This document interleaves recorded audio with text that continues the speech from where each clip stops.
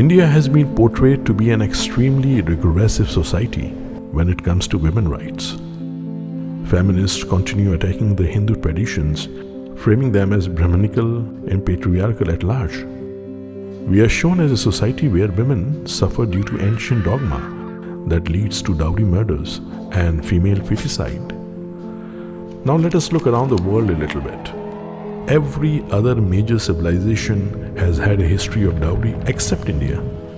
Arrian and Megasthenes, who came to India in 300 BC, have documented a total absence of the dowry system in India. Al-Biruni has observed the same. What our wine-sipping historians skipped telling us is, dowry was never an Indian custom. It was brought to India by the British. Till the late 19th century, while the British were civilizing us, dowry was a common custom back home in Britain. In India, the wealth of women was transferred from mother to daughter as Stridhan.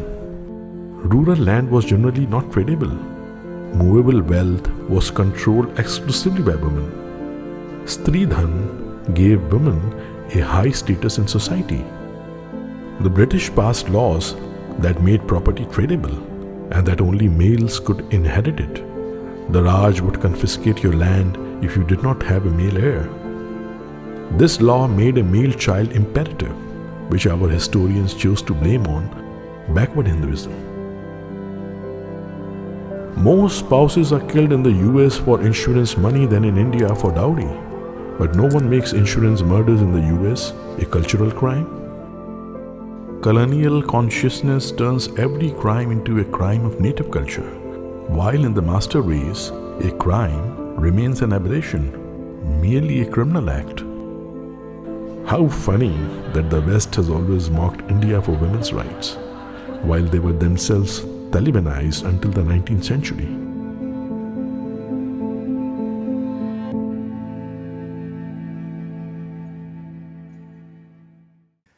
கேரளாவில் பரபரப்பை ஏற்படுத்திய கன்னியாஸ்திரி அபயா கொலை வழக்கில் 28 ஆண்டுகளுக்கு பிறகு இன்று CBI சிறப்பு நீதிமன்றம் தீர்ப்பளித்துள்ளது.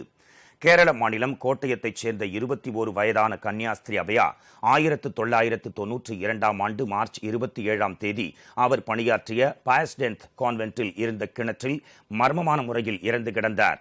அவர் தற்கொலை செய்து கொண்டதாக போலீசார் தெரிவித்த நிலையில் அபயாவின் பெற்றோர் மகள் மரணத்தில் சந்தேகம் இருப்பதால் சிபிஐ விசாரணைக்கு உத்தரவிடக் கோரி கேரள உயர்நீதிமன்றத்தில் மனு தாக்கல் செய்தனர். இந்த வழக்கை விசாரித்த உயர்நீதிமன்றம் சிபிஐ விசாரணைக்கு உத்தரவிட்டது. சிபிஐ விசாரணையில் அபயா கொலை செய்யப்பட்டது உறுதியானது. இதையடுத்து பாதிரியார்கள் தாமஸ் கூட்டூர், புத்ருகாயல், கன்னியாஸ்திரி செபி ஆகியோர் கைது செய்யப்பட்டனர்.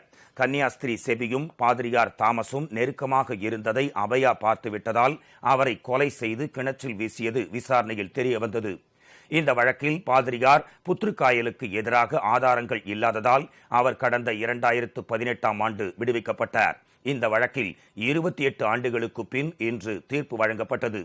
பாதிரியார் தாமஸ் கூட்டூர், கன்னியாஸ்திரி செபி ஆகிய இருவரும் குற்றவாளிகள் என்று அறிவித்து கேரள சிபிஐ சிறப்பு நீதிமன்றம் இன்று தீர்ப்பளித்தது. தண்டனை விவரங்கள் நாளை அறிவிக்கப்படும் என்றும் தெரிவிக்கப்பட்டுள்ளது. கொல்லப்பட்ட கன்னியாஸ்திரி அபயாவின் பெற்றோர் தாமஸ், லீலாமா இருவரும் 28 ஆண்டுகளாக தீர்ப்புக்காக காத்திருந்த நிலையில் சில ஆண்டுகளுக்கு முன் காலமானார்கள் என்பது குறிப்பிடத்தக்கது. அனைவருக்கும் வணக்கம். 2000 வருஷத்துக்கு முன்னாடி கரிகால சோழன் கட்டின கல்லணையையும் ராஜராஜ சோழன் கட்டின தஞ்சை பெரிய கோவிலையும் நாம இன்னைக்கும் வியந்து அண்ணாந்து பார்த்துக்கிட்டு இருக்கோம். அதற்கு அந்த கால தமிழர்களுடைய அறிவியல் தொழில்நுட்பமும் கணிதவியலும் தான் மிக முக்கிய காரணம். அந்த காலத்துல எந்த ஒரு தொழில்நுட்பமும் இல்லாத நிலையில இந்த அளவுக்கு வியக்கத்தக்க கட்டடங்கள் கட்டும்போது, இந்த காலத்துல இந்த அளவுக்கு தொழில்நுட்பம் இருக்கும்போது நம்மளால ஏன் அந்த மாதிரி கட்டடங்களை கட்ட முடியல? அதற்கு மிக முக்கிய காரணம் நம்ம நாட்டில் நிலவர லஞ்சமும் ஊழலும் மற்றும் எதற்கும் உதவாத அடிமை கல்வி திட்டமும் தான். அப்படிப்பட்ட இந்தியாவின் கல்வி திட்டத்தை பற்றி தான் நாம் இந்த பதிவில் பார்க்க போகிறோம். தயவு செய்து முழு பதிவையும் பாருங்கள். அப்போ தான் நாம் இன்னமும் ஏன் இந்த நிலைமையில் இருக்கோம் அப்படிங்கிறது உங்களுக்கு புரியும்.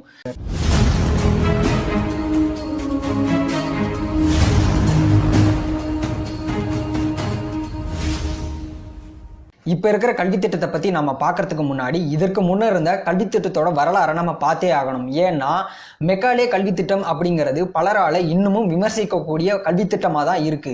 அந்த காலத்தில் இந்தியர்களை குமாஸ்தாக்களாக பயன்படுத்துவதற்காக திட்டமிட்டு கொண்டு வரப்பட்ட ஒரு கல்வி திட்டம் தான் இந்த மெக்காலே கல்வி திட்டம். இதில் என்னன்னு பார்த்தோம்னா, ஆங்கிலேயரான மெக்காலே என்பவர் இந்தியர்களை அடிமை குமாஸ்தாக்களாக பயன்படுத்துவதற்காக ஒரு கல்வி திட்ட முன்வரவை கொண்டு வருகிறார்.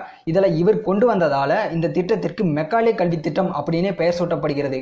சரியாக 1835ஆம் ஆண்டு இவரது கல்வித்துறைக்கான பரிந்துரையானது சமர்ப்பிக்கப்படுகிறது. இது இங்கிலாந்து அரசால 1836ஆம் ஆண்டு இந்த கல்வி திட்டம் நடைமுறைப்படுத்தப்படுகிறது. இப்படிதான் இவரது கல்வி திட்டமான, அதாவது பொது கல்வி திட்டம் அப்படின்னு சொல்லப்படக்கூடிய மெக்காலே கல்வி திட்டம் இந்தியாவில் நடைமுறைப்படுத்தப்பட்டது. எந்த ஒரு திட்டமாக இருந்தாலும் அந்த திட்டத்தில் நல்லதும் இருக்கும் கெட்டதும் இருக்கும். அப்படி இந்த திட்டத்தில் இருக்கிற நல்லது என்னன்னா, எல்லாருக்கும் பொதுவான கல்வி அப்படிங்கிறது தான். அதாவது அந்த காலத்தில் மன்னர்களும் ஜமீன்தார்களும் பிராமணர்களும் மட்டுமே கல்வியை பெறக்கூடிய நிலையில இருந்தபோது, தாழ்த்தப்பட்ட ஜாதியினர்களாக கருதப்படக்கூடிய சூத்திரர்களும் பஞ்சவர்களும் இந்த கல்வியறிவை பெறலாம் என்பதுதான். ஆக தீண்டாமை கொடுமை அதிகம் இருந்த அந்த காலகட்டத்தில் வேண்டுமானால் இந்த கல்வி முறை ஓரளவுக்கு எடுபட்டிருக்கலாம். ஆனால் தற்போது சுதந்திரம் அடைந்து சுமார் 71 வருடங்கள் ஆன பின்பும் அந்த கல்வி முறையின் மறுபதிப்புகளை தான் நாம் இன்னும் பயன்படுத்தி கொண்டிருக்கிறோம். ஆனால் தற்போது உள்ள சூழ்நிலையில் உலக நாடுகளுடன் போட்டி போடும் அளவிற்கு இந்தியாவின் கல்வி முறை அந்த அளவுக்கு சொல்லும்படியாக இல்லை. அதற்கு சான்றாக உலகத்தில் உள்ள பல நாடுகளின் கல்வி முறையை மதிப்பீடு செய்வதற்காக program for international student assessment அப்படிங்கிற ஸ்டடியை OECD அப்படிங்கிற இன்டர்நேஷனல் ஆர்கனைசேஷன் 3 வருஷத்துக்கு ஒரு வாட்டி நடத்திக்கிட்டு வருது.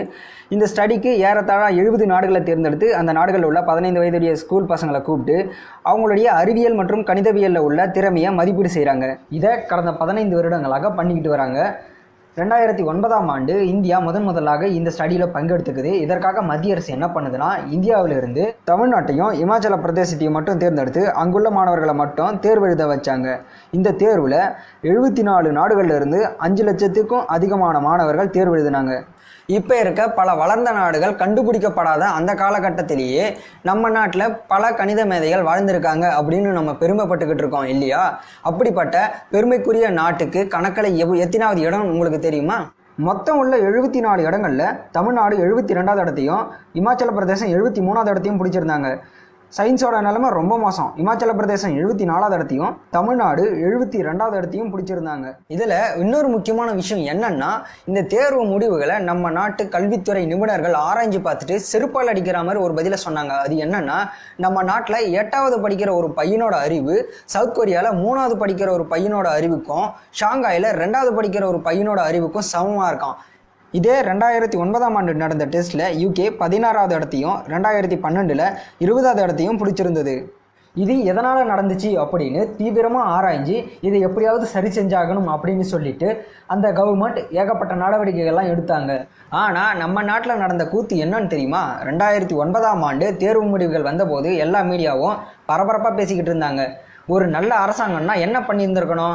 நம்ம நாட்டு கல்வி முறையில் ஏதோ குறைபாடு இருக்குது, அதனால தான் மற்ற நாட்டு மாணவர்களை கம்பேர் பண்ணும்போது நம்ம நாட்டு மாணவர்கள் கடைசி இடத்தை பிடிச்சிருக்காங்க அப்படின்னு சொல்லிட்டு நம்ம நாட்டு கல்வி முறையில் சரி செய்ய பார்த்துருக்கணும். ஆனால் நம்ம அரசாங்கமும் இதை எப்படியாவது தற்காலிகமாக மூடி மறைக்கணும்னு சொல்லிட்டு இந்த தேர்வில் கேட்கப்பட்ட கேள்விகள் அனைத்தும் இந்திய மாணவர்களுக்கு ஏற்றாற் போல இல்லை, இனிமேல் இந்திய மாணவர்களுக்கு ஏற்றாற் போல் கேள்விகள் கேட்க மாட்டால் மட்டும்தான் இந்த தேர்வில் பங்கேற்போம் அப்படின்னு சொல்லிட்டு 2012ஆம் ஆண்டு நடந்த டெஸ்ட்லையும் சரி 2015ஆம் ஆண்டு நடந்த டெஸ்ட்லையும் சரி பங்கேற்காமல் விட்டுட்டோம்.